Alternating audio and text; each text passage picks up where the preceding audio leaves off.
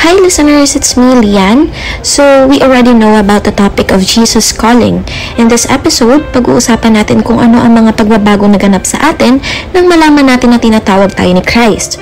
So, for me, in my own experience, marami akong mga maling nagawa in my past, and isa sa mga calling na alam kong tinatawag na ako ni God is nahanap ko yung peace na kailangan ko.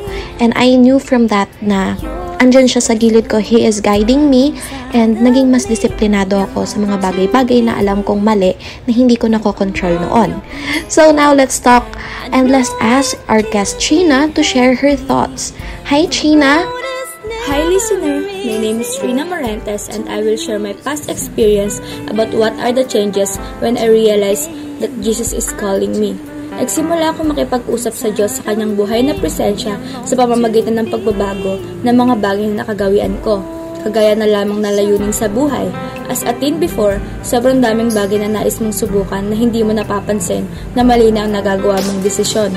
Not in a way na legally wrong, but in ethical perception, it is not appropriate, lalo na pag wala pa sa tamang edad.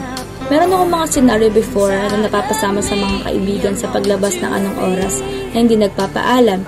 Hindi ko naiisip na may nag-aalala sa akin, and every time na paulit-ulit kong ginagawa na umaalis ng hindi nagpapaalam, pinapagalitan ako ng parents ko. Which is, I think, it is also calling from Jesus that I needed to change the way I behave, not for myself, but for the sake of my family and God.